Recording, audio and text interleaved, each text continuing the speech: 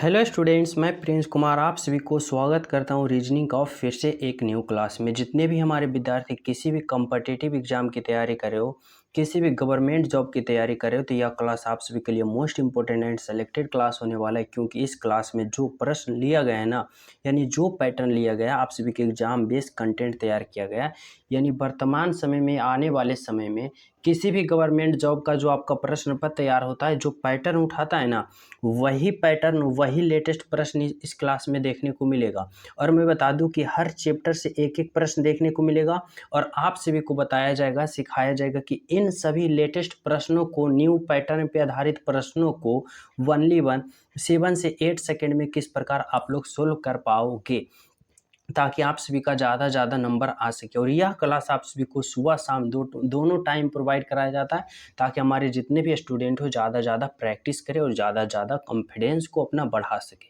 समझ लो, क्योंकि जब आपके अंदर कॉन्फिडेंस पूर्ण रूप से जग जाएगा तो किसी भी विभाग का एग्जाम हो फुल बाय फुल मार्क्स से पास कर पाओगे।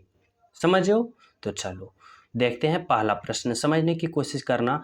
पहला प्रश्न क्या कर रहा है आप सभी के लिए, देखो पहला प्रश्न कर रहा है ना कि यहाँ पे शब्दों का संबंध बताना है। पहला प्रश्न में कि शब्दों का संबंध यानी दक्षिण का जिस प्रकार उत्तर पश्चिम से है ना, पश्चिम का उसी प्रकार क्या होगा। देखो यह प्रश्न लेटेस्ट प्रश्न है और इस प्रश्न में जिस जिस स्टूडेंट का यह शिफ्ट में यह प्रश्न आया होगा, जो स्टूडेंट को पता नहीं होगा वह फंस ही गया होगा कि आखिर इसमें किया है तो क्या है किया। देखो इसमें कौन सा लॉजिक लगा है समझना। बहुत ही लेटेस्ट प्रश्न है, लेटेस्ट पैटर्न पे ये प्रश्न है, अभी वर्तमान समय का एग्जाम था उसी का यह प्रश्न पत्र है।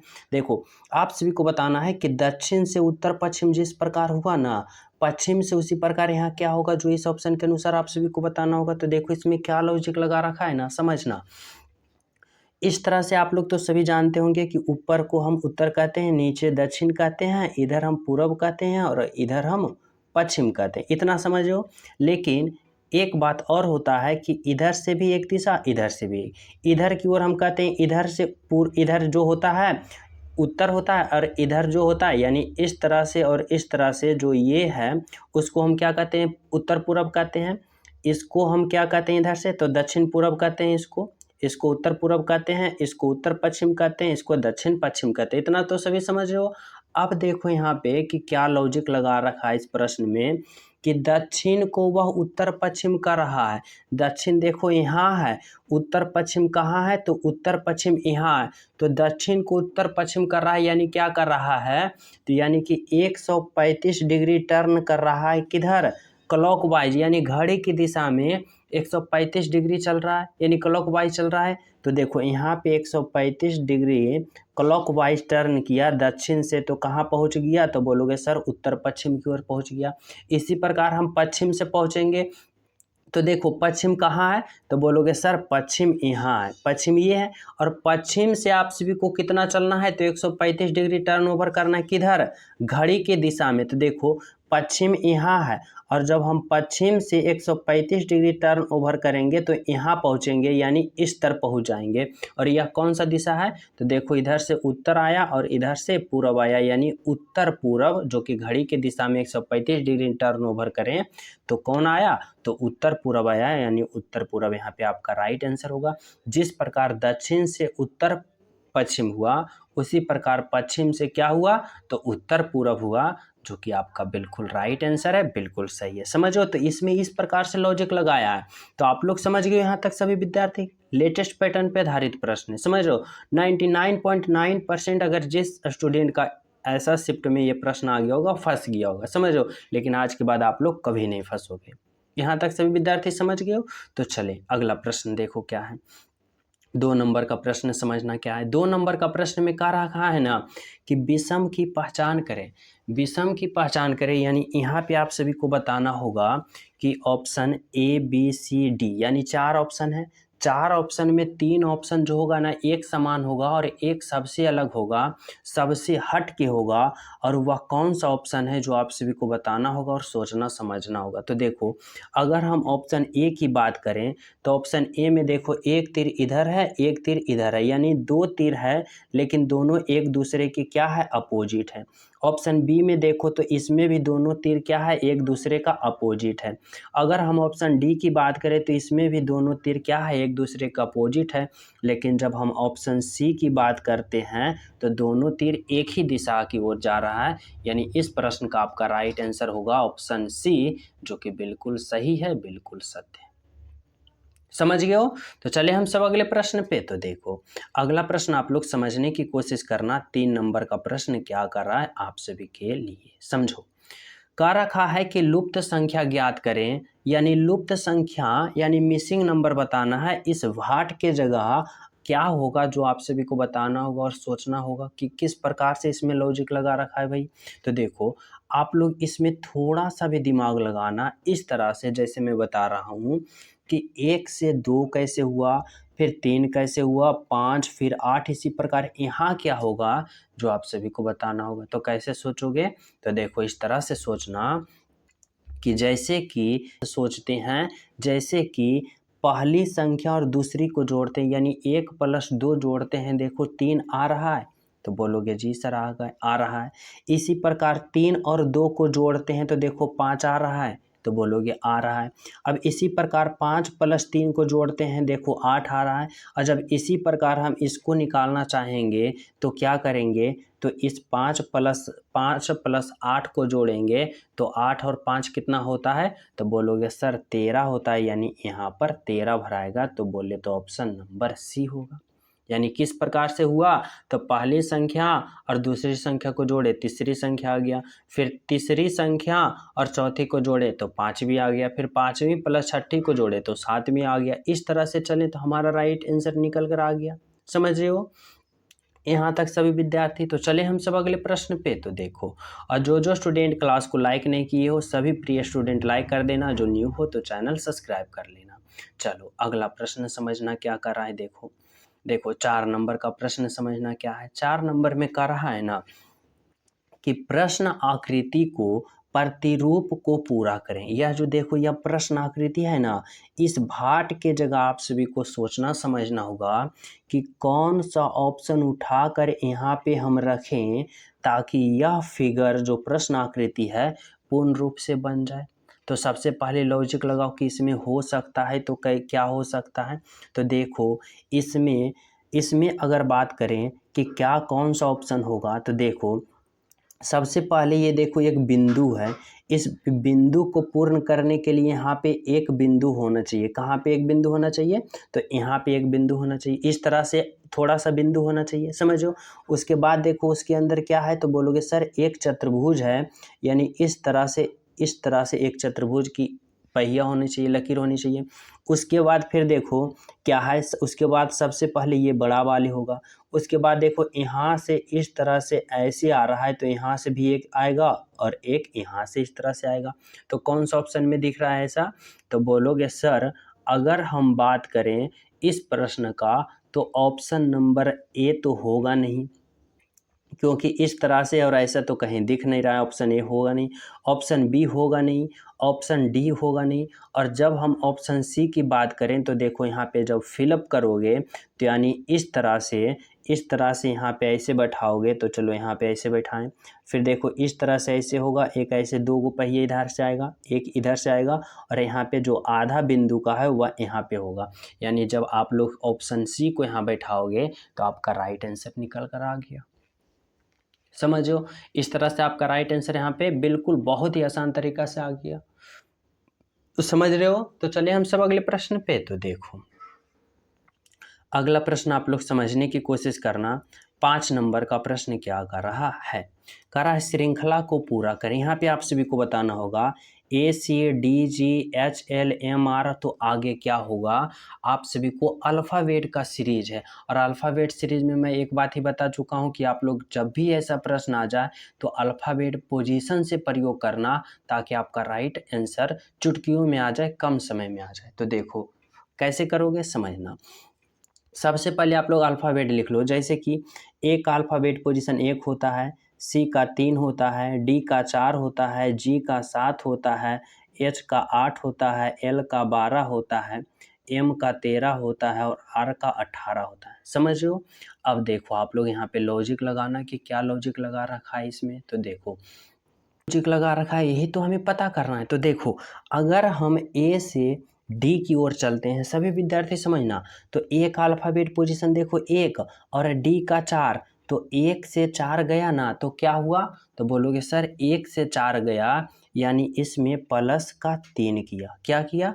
प्लस का 3 किया। आगे समझना, 4 से फिर देखो डी से अगर हम एच की ओर चलते हैं तो डी का अल्फाबेट पोजीशन 4, एच का 8, अगर 4 से 8 की ओर चलते हैं तो क्या होगा? तो बोलोगे सर इसमें प्लस 4 किया। समझना, फिर देखो एच से एम की ओर चलते हैं, यानी एच का अल्फाबेट पोजीशन 8 और एम का 13, तो यहाँ से ये 8 से 13 गया, तो बोलोगे क्या हुआ? तो बोलोगे सर इसमें क्या प्लस किया? तो 8 और 5 13 यानी +5 किया। समझो, तो पहले +3 जोड़ा, फिर +4 जोड़ा, फिर +5 जोड़ा। तो इस बार हम m से अगला पद निकालना चाहेंगे तो क्या करेंगे? तो बोलोगे सर m से अगर हम अगला पद निकालना चाहेंगे तो इसमें +6 जोड़ेंगे, क्योंकि 3 जोड़ा, 4 जोड़ा, 5 जोड़ा, तो इस बार हमें कितना जोड़ना है? तो 6 जोड़ना है। तो m का अल्फाबेट पोजीशन क्या होता है? तो बोलोगे सर m का होता है 13, और 13 में जब 6 जोड़ोगे तो 13 और 6 कितना होता है? तो 19 होता है। और 19 जो अल्फाबेट पोजीशन किसका होता है? तो 19 जो होता है वह एस का होता है, यानी यहाँ पर एस दोगे। समझ हो ना?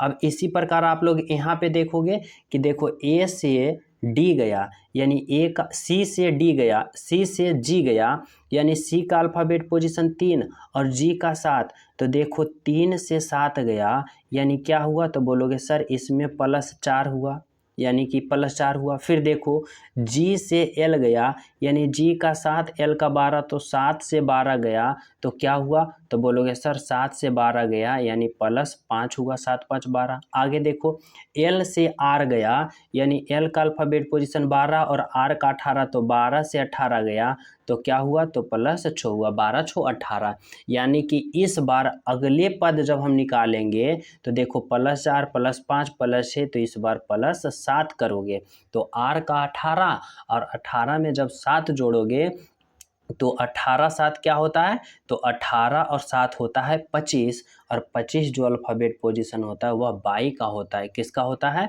बाई का होता है, यानी एस बाई बोले तो ऑप्शन नंबर ए जो कि सही है, बिल्कुल सत्य है, बिल्कुल राइट है।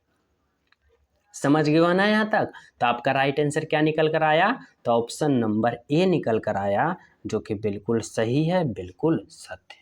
समझ गए हो? तो चले हम सब अगले प्रश्न पे। तो देखो अगला प्रश्न आप लोग समझने की कोशिश करना, क्या कर रहा है 6 नंबर का प्रश्न। देखो 6 नंबर का प्रश्न है ना, ब्लड रिलेशन का प्रश्न है। आप लोग को बहुत ही सिंपल आसान तरीका से समझाऊंगा, बस समझना। देखो देखो इसमें क्या करोगे, यहाँ पे कर रहा है प्रश्न, क्या कर रहा है समझना कि हरि की ओर संकेत करते हुए सीमा कहती है, यह मेरे सबसे बड़े पुत्र महेश के दादा हैं। समझना, यहाँ पे सीमा कह रही है ना कि मेरे सबसे बड़े पुत्र महेश, यानी सीमा के सबसे बड़े पुत्र का नाम क्या है?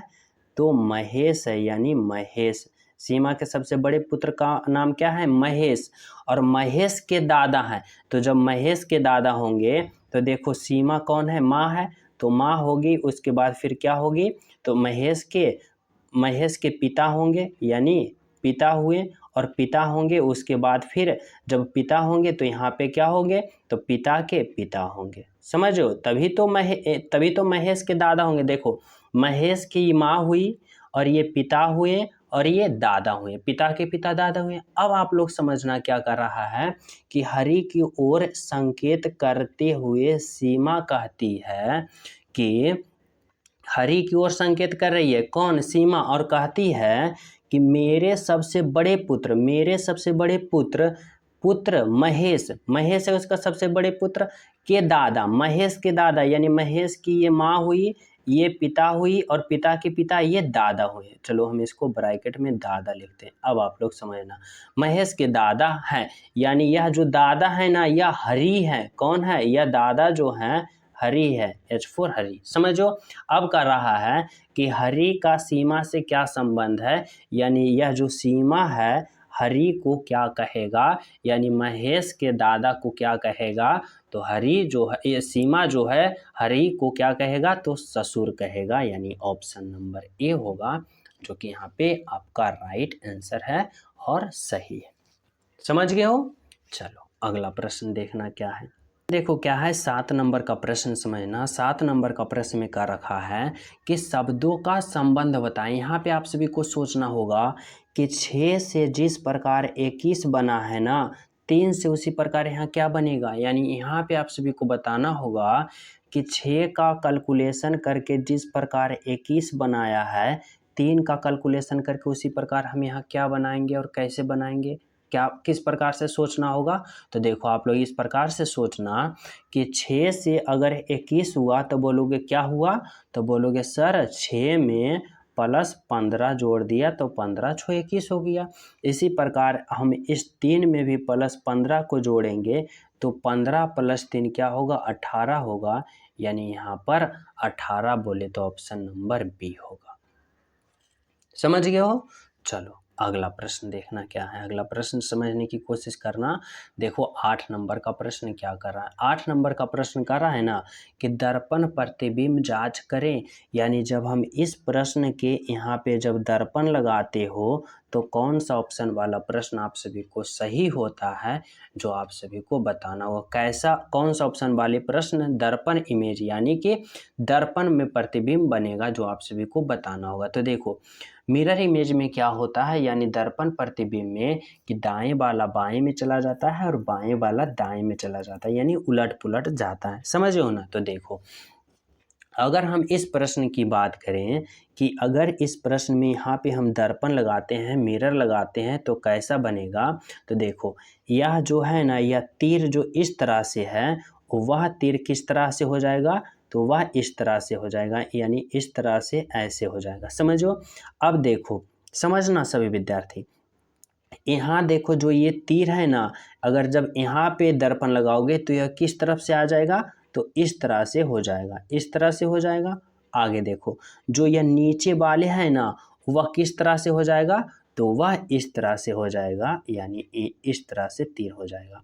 अब देखो कौन सा ऐसा दिख रहा है ऑप्शन, और यहाँ पे देखो जो कट कुट लगा है ना, यह कट कुट का निशान, यह जस्ट का तेज रहेगा, यानी यहाँ पर ही रहेगा कट कुट। तो देखो ऑप्शन ए नहीं दिख रहा है, ऑप्शन डी नहीं दिख रहा है, और ऑप्शन सी और बी में कंफ्यूज हो गए। तो देखो यहाँ पे तीर, यह जो तीर इस तरह से है इस तरह होगा, ना कि सेम टू सेम रहेगा। तो यानी ऑप्शन सी भी गलत है, यानी बोले तो ऑप्शन नंबर बी होगा जो कि आपका राइट आंसर है। समझ रहे हो। चलो अगला प्रश्न समझना क्या है आप सभी के लिए। देखो 9 नंबर का प्रश्न करा, यदि जोड़ का अर्थ गुना है, गुना का अर्थ भाग है, घटाव का अर्थ जोड़ना है, भाग का अर्थ घटाना है, तो इसका मान बताना है। जैसे जैसे करा वैसे वैसे आप सभी को मान रखना और कैलकुलेशन कर डालो। तो देखो यहाँ पे क्या है 20 है, फिर देखो घटाव, घटाव का अर्थ जोड़ना, यानी यहाँ पर जोड़ दो 5, फिर देखो भाग, भाग का अर्थ घटाव, यानी यहाँ पे 18 दो, फिर देखो गुना, गुना का अर्थ क्या है, गुना का अर्थ भाग है, यानी यहाँ पे भाग दो, और फिर यहाँ पे 3 होगा, और फिर प्लस का अर्थ क्या है, गुना है, तो यहाँ पे गुना दो 2। अब इसका आप लोग क्या करो, तो कैलकुलेशन कर डालो। समझो। तो देखो इस तरह से करना, सबसे पहले कोष्ठ वाले को करते हो, उसके बाद बोर्ड मास प्रयोग करना। पहले कोष्ठ है तो कोष्ठ के करना, उसके बाद बोर्ड मास, यानी कि भाग, फिर गुना, फिर जोड़ घटाओ। तो देखो जब 3 गुने 2 करोगे तो 6 आएगा, 3 गुने 2 कितना आएगा 6, और जब 6 में 18 से भाग दोगे तो कितना आएगा, जब 18 में जब 6 से भाग दोगे तो कितना आएगा 3 आएगा, 6 18, फिर माइनस होगा 5 होगा, और फिर प्लस 20 होगा। अब देखो 20 प्लस 5 करोगे तो 25, और 25 में जब 3 घटाओगे तो कितना आएगा 22, बोले तो ऑप्शन नंबर डी जो कि आपका राइट आंसर है और बिल्कुल सही है, बिल्कुल सत्य। समझ गए हो। चलो अगला प्रश्न आप लोग देखना क्या है। देखो 10 नंबर का प्रश्न बताना है। इसमें क्या करा है ना कि यदि किसी संकेत भाषा में इतना को कोड इतना लिखा जाता है और इतना को कोड इतना लिखा जाता है तो इतना को क्या लिखा जाएगा उसी भाषा में बताना होगा।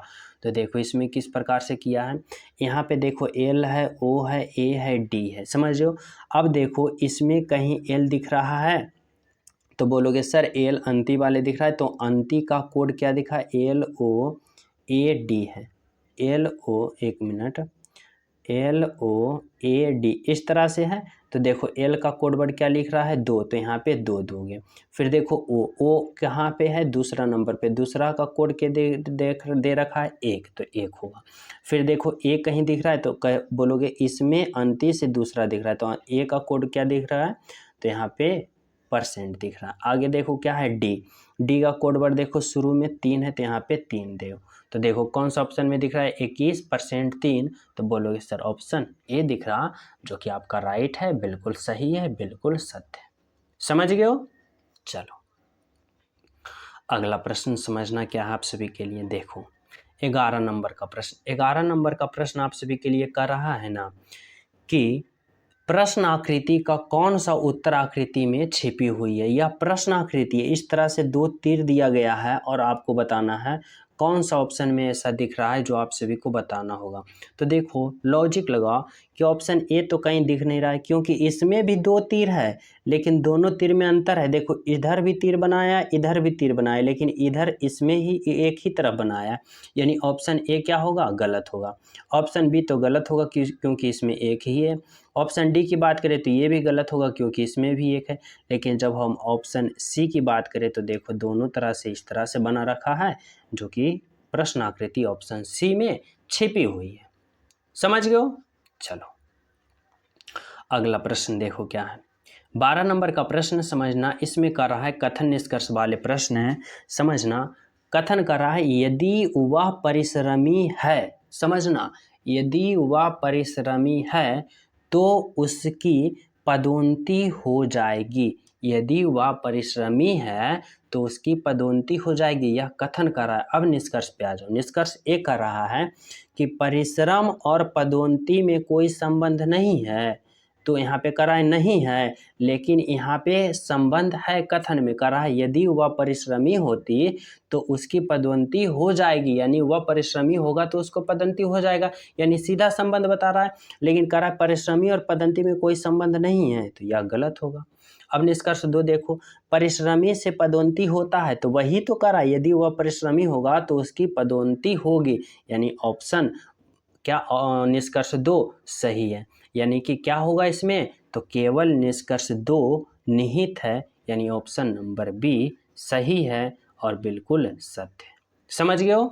चलो अगला प्रश्न देखो। अगला प्रश्न है आप सभी को अल्फाबेट से संबंध बताना है। आप सभी को बताना होगा कि ई जे ओ टी का संबंध जिस प्रकार इतना है, इतना का संबंध यहाँ पे क्या होगा, जो आप सभी को बताना होगा। और यह प्रश्न मैं आप सभी को होमवर्क के रूप में दे रहा हूँ, 13 प्रश्न ही कराया जाएगा। तो आप लोग इस प्रश्न का राइट आंसर सभी प्रिय स्टूडेंट कमेंट में बताना कि सर जी इस प्रश्न का राइट आंसर ऑप्शन नंबर ये है, ये है, ये है। समझो। और जो अभी क्लास को लाइक नहीं की हो सभी प्रिय स्टूडेंट क्लास को लाइक कर देना, और जो न्यू हो तो चैनल सब्सक्राइब कर लेना, साथ ही टेलीग्राम लिंक डिस्क्रिप्शन में वहाँ भी ज्वाइन हो जाना, और अंत में प्यारा सा कमेंट जरूर करना। तो मिलते हैं आप सभी को अगले क्लास में, जब तक सभी को हमारे तरफ से जय हिंद।